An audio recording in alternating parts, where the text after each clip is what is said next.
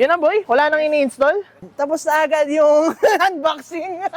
Okay, safety is the priority. Lagi kayong mag-helmet. Okay, isa lang muna, wag muna kapakawalan yun. Bilis. So ito, definitely mas malakas. Tsura muna natin, bago natin bardagulin. Tara na at maglesonan, baby.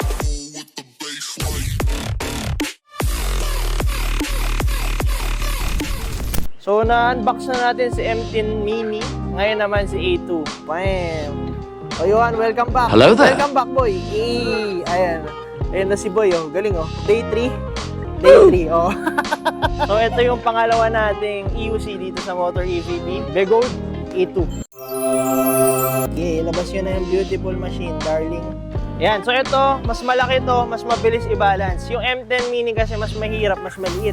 Pero yan, mas mura yung M10 Mini, yung ginagamit ni Janjan. Ito, Begod A2, mas mahal. So ang classifications ng EUC ay mas mataas. Ito ay 84 volts. Yung M10 Mini natin, yung una ay 42 volts. So ito, definitely mas malakas. Yun na boy, wala nang ini-install. Wow! Tapos na agad yung unboxing. So ito yung second natin option, si Begod A2, 84 volts classification. Okay? Okay, so wala pang gas-gas to, kaya doon muna kami sa safe. Naka-on na, naka-transport mode na siya. Okay, mas feel ko yung balance dito. Okay, isa lang muna, wag muna kapakawalan yun. Mas kontrolado to compared sa isa. Okay, isa pa. Wait lang. Okay, yan. Bilis. Yan. Alright. Okay, hindi ko nagasgasan. Yun ang goal, hindi magasgasan. Okay, next. Okay, safety is the priority. Lagi kayong mag-helmet. Mag-helmet ka, Boy Jesus. Huh? Mas kontrolado to kasi mas mataas. Pero yan, mas mahal to. Okay? So ito ay 84 volts.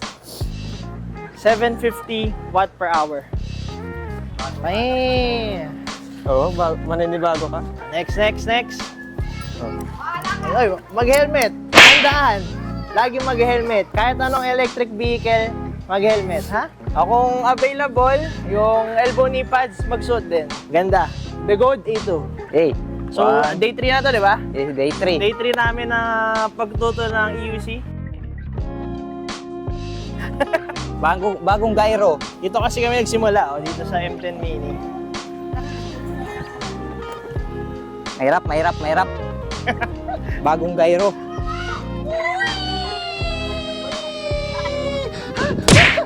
Mas mafe-feel mo yung control dyan eh. Okay, cut!